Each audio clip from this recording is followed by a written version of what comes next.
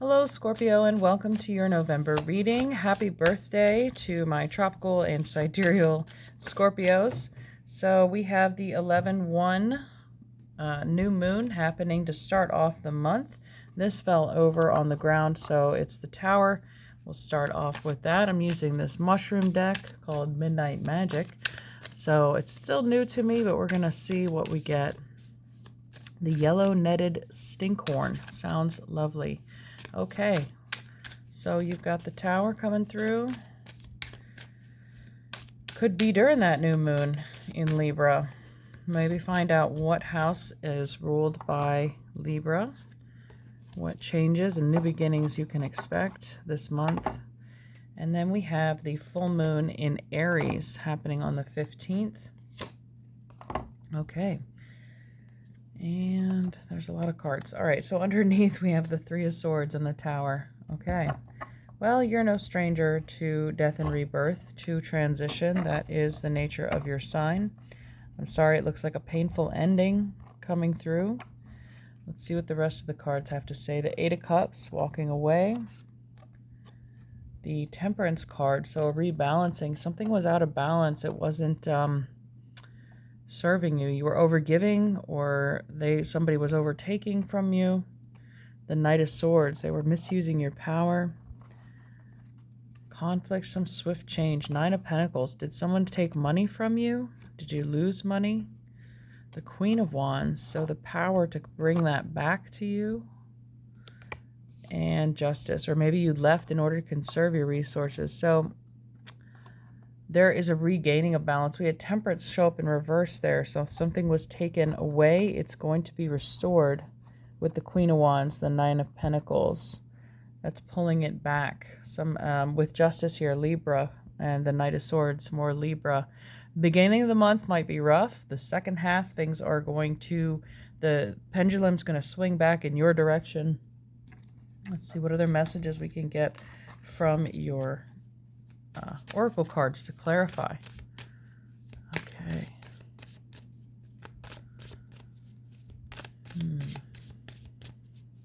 What can Scorpio know? Virgo. Okay. Could have been dealing with a Virgo, or have to do something with your workplace. Were you let go, or did you have to leave? Not being fairly compensated for your time. Your service was not appreciated. Or an injustice happened at work. Okay, Capricorn, another earth sign. So it has to do with your physical resources, and Capricorn being the 10th house. Definitely something in the workplace going down. And then under the deck we have fixed, stability, persistent loyalty, and dependability. So I feel like this is you. You are definitely somebody who is reliable, loyal, consistent, and you're just seeking justice for yourself, which is great. You're standing up for your rights. What support of your ancestors can we get? But it's like breaking your heart. It's like, man, I devoted so many years, so much time and effort to this relationship, whether it be personal or professional, and having to walk away. I mean, you're not just breaking the other person's heart, if they have one, or it's also a heartbreak to yourself. It's a disappointment. But there's the Queen of Wands and Justice blazing in all her glory over here. The Nine of Pentacles is like the single and stable and happy Venus in Virgo, taking care of self. So in the end, you're going to walk away and be okay. And underneath we have Fire Guardian, passion, ignite your passion. So it could have Leo or Sag or Aries placements. The Aries full moon on the 15th could be a culmination point where you're getting your power back. I mentioned the shift in the middle of the month. And Stargazer, set your sights higher. Yeah, somebody wasn't appreciating your power. They were taking advantage of it, or, like I said, not compensating you fairly for it. So I think this is you getting justice for yourself, knowing your worth.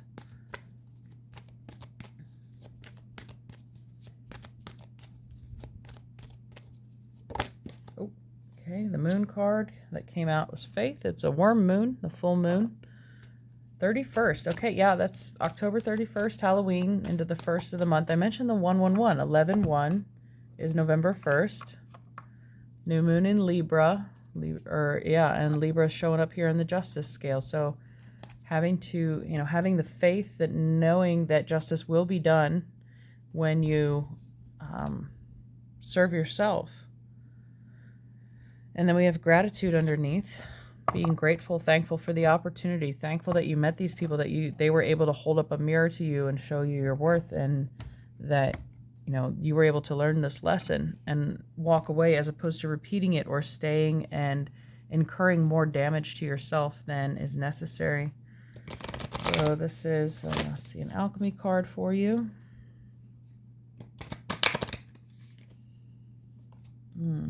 Pneuma, breath. So here we have a pregnant woman about to give birth, the full moon, and what do they say? Life begins when the baby takes its first breath. So the primordial breath, breathing life into a new situation, or you felt like you were being suffocated or you couldn't breathe. Grief from the Three of Swords. They say grief is stored in the lungs. So make sure you're taking care of your respiratory health. Or you felt like your voice was silenced. We use our breath to speak with this dark blue indigo throat chakra color. Sometimes when we're panicked or stressed, we can hyperventilate and maybe lose track of our breath.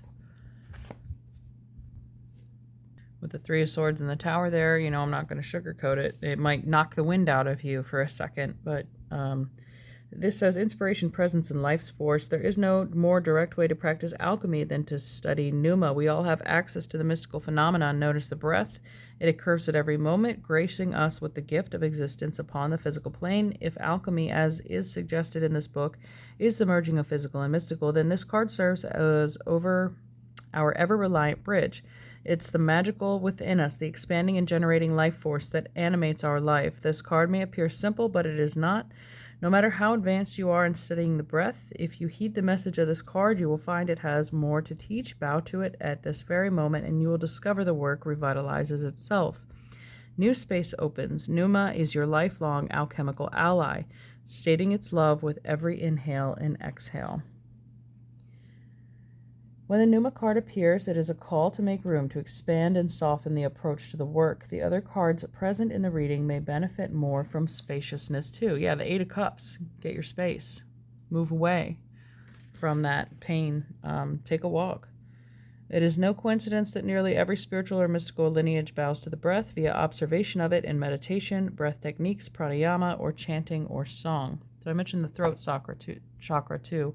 Maybe you're just having the courage to use your voice, to express your discontent. Say, no, I'm not accepting this behavior anymore. Okay, so there's something better for you out there. Set your sights higher. Have faith that, rejection is protection, that you're being moved out of this scenario, that it was given to you for a reason. That's why you have gratitude for it. But it's like, oh, thank goodness this has come to an end with the tower. Now I'm free. I can breathe. I can move onward and upward. And it's like, once you've lost everything, you're free to do anything. Okay. The Journey card, unfolding. Yeah. Trust, have faith in what's unfolding, that there is a path, and growing. Okay, there's two things. We have Earth showing up twice and things sprouting. New life, new beginning, and release. Okay, that new moon talking about release. Or if you've been holding your breath, maybe you hold your breath a lot. You got to remember to exhale to make room for the next breath. All right. Some magic cards for us. Plants breathe too, right? They take up what is our garbage and give us new breath, new life. We can breathe because of the plants. Maybe you should garden as a therapeutic activity. Working with plants or plant medicine for healing. All right. Get some magic cards for us.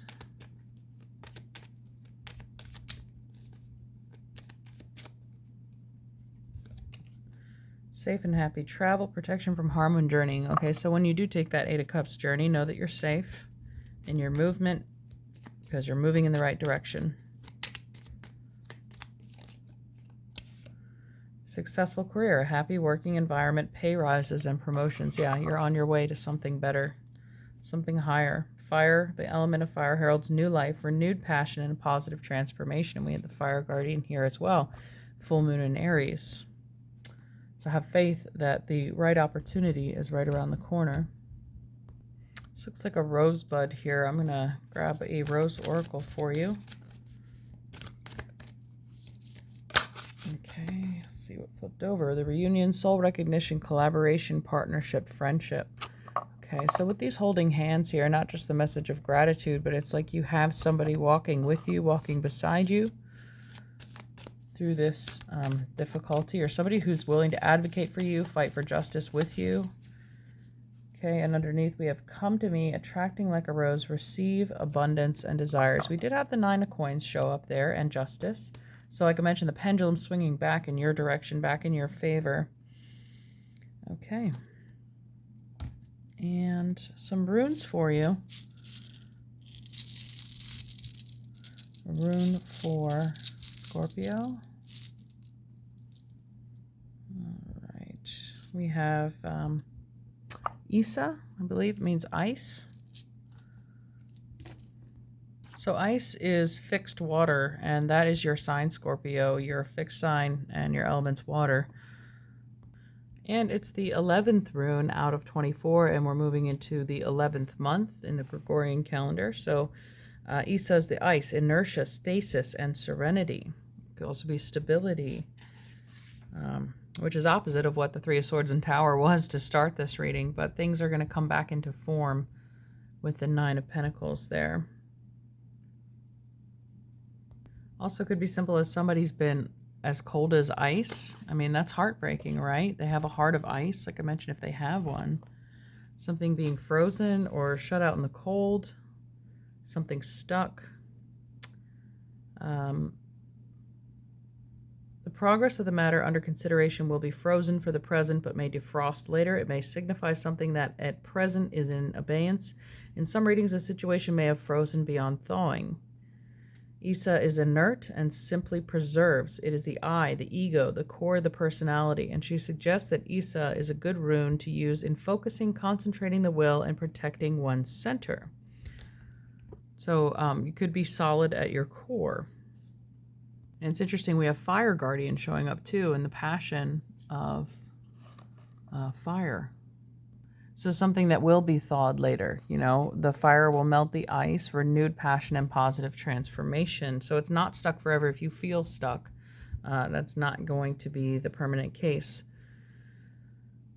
There's infinite potential in something with inertia. It's just not yet set in motion.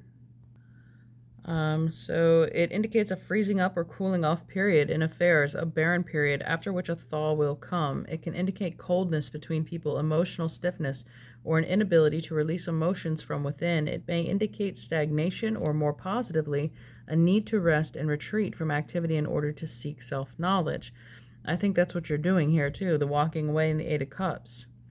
Some people may come off as emotionally stiff or insensitive, and that's why you have to leave and walk away. Isa in a reading may indicate that a project, activity, or relationship is stuck or losing momentum. If the reading is spiritual, it could indicate a need to balance the personality by invoking some active force, or possibly that the individual needs to seek inner stillness to balance too much action, depending on the context. We had temperance and justice show up too in the beginning of the reading. Indicating a need for inner stillness and balance. So finding your stability and order out of the chaos that's spinning around you. Isa can be a clarity of a cold anger that is so much more dangerous than fiery rage. Its strength is its hardness, but it is brittle, and in working to release a person or a situation from its grip of Isa, one should be aware of the energy that will be released when the ice breaks. In addition to psychological cooling, Isa may also be used to invoke physical cold in combination with Hagalaz to lower the body temperature and keep it there, in weather magic to cool down a heat wave, and so on. But both these rooms are extremely powerful and should be used with caution. It would be best to include a root of balance, such as Jera, in the working to keep the freezing process from extending beyond control. Okay, so like there's a time for planting, a time for harvesting, a time for freezing, a time for thawing. So make sure you're using those powers with your discretion in order to regain balance in the situation. Let's see what your angel cards can add to this message. Okay, that's a lot, but that's what came out. Let's see what we got. Enthusiasm, that could be the fire element there. Brotherhood or sisterhood, okay, this could involve family, or like I said, someone who's like family. Efficiency, being, there's the in and out box there, right? Work smarter, not harder, but you're also making room by throwing things out, putting things in the out box. You're opening up your inbox. Clarity, yeah, that can happen. As you gain distance from the situation. Trust, we had trust and faith show up now. Vision and clarity, okay, so that air sign, Libra, new moon on the 1st. Getting a clear picture of the situation. And resilience, yeah. Just because things are frozen now doesn't mean they won't thaw out and begin to flow again. So that you can bounce back from any kind of heartbreak that you may be experiencing, whether personal or professional. All right. All right, I was going to end it there, but then I split this deck here of the archetype, and I got the Bardo. And considering we're coming up on October 31st and November 1st, the Day of the Dead, where the veil is the thinnest, this and the other time of the year, April 30th and May 1st. So the Bardo is the liminal, the in-between, the transition. It is said that the Bardo is a place between this life and the next, a liminal realm through which souls pass.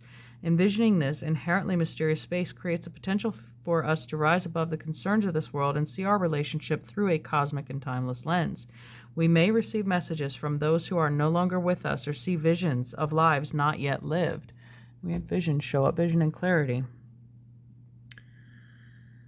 In the Bardo, there is potential to forgive the unforgivable, to say the unsaid, to see the unseen, to love the unloved, to let go of all the things that cause us pain. We started with the 3 of Swords under this deck.